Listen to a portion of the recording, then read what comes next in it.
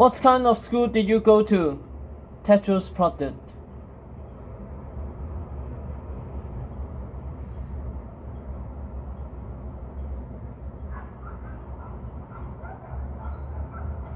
An ordinary one, Your Highness.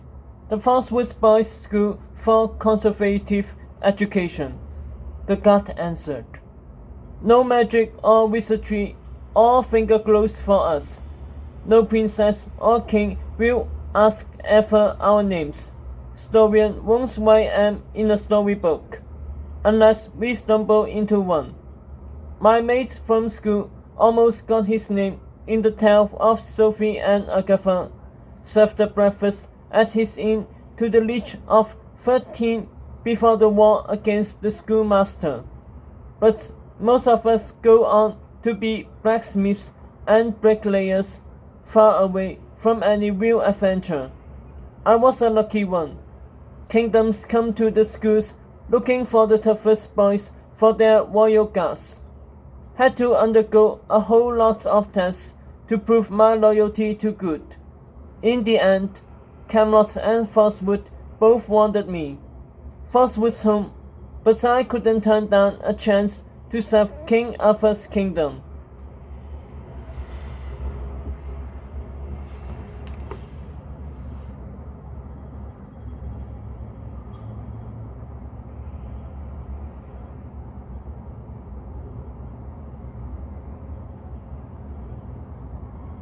His expressions changed.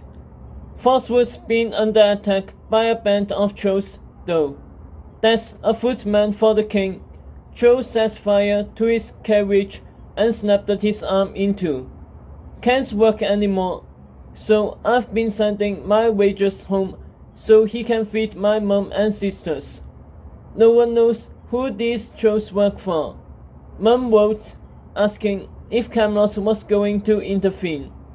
Lots of kingdoms asking the same question, she says. He glanced hopefully at the young king.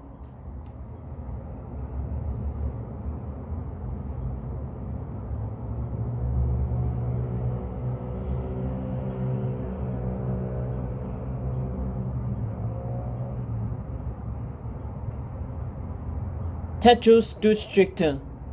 I'm calling a summit. The guard stared at him. A summit? Get all our allies together and build an army, Tetros said authoritatively. That's what kings do. Oh, the hope went out of the guard's eyes. And here I grew up with legends that your dad stormed into battle bare-chested and slayed villains himself, he said.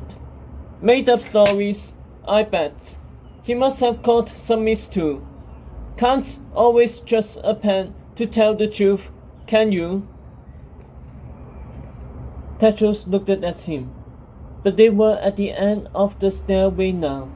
The guard pointed down a long dark hall. Prisons this way, Your Highness. I'll go on my own, said Tetros. But I should take you.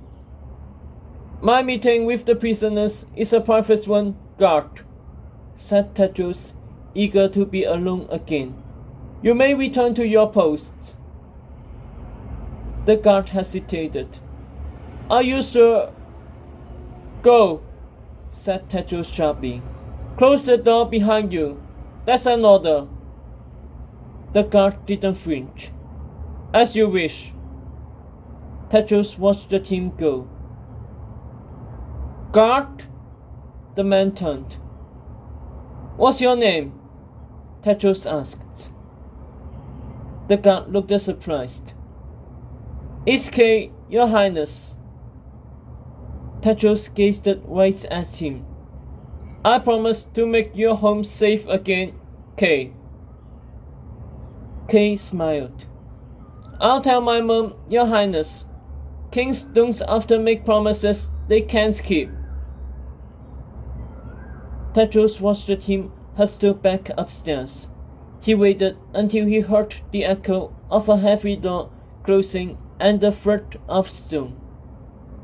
Then the young king stepped off the staircase and moved into the hall, the glints of his crown fading into darkness.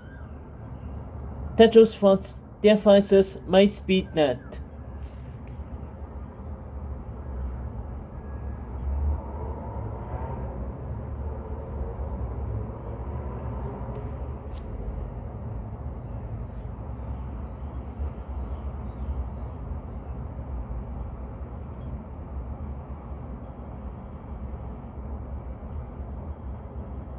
Moving through the stone dungeon, he cast his gold finger glow on empty cell after empty cell, seeing nothing but more speckled walls, desiccated watches, and rows of thick iron bars. Rulers didn't make a habit of trapping criminals inside the burrows of their own castles, but in most kingdoms, good or evil, town jails were overcrowded, unsecured, and rife with corruption. Indeed, the one and only time the Sheriff of Nottingham caught Robin Hood, the watch escaped the Sheriff's prison. Kings and queens had learned to house their most significant enemies under their own roofs. But as Tetros approached the last cell, he couldn't hear a peep from the advisors, not a word or a breath or a snore. Has something happened to...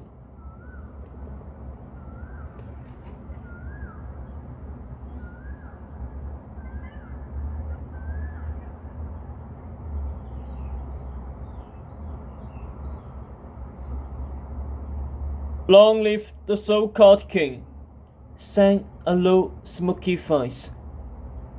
Long live the cowardly lion, sang a high, jingly voice.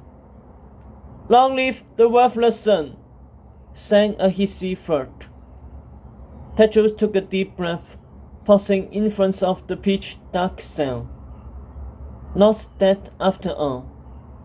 He lifted his glow, lighting up the inside.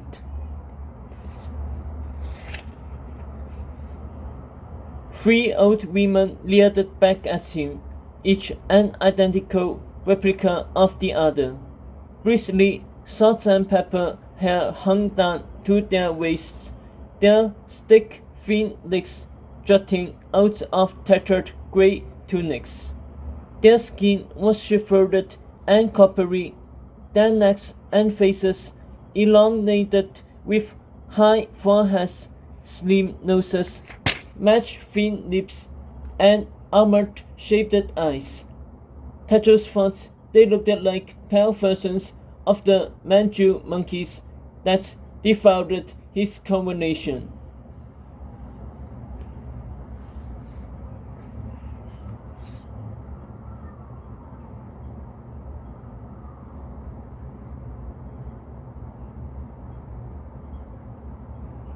A few more wrinkles since the last time you saw us, said the loose-voiced one.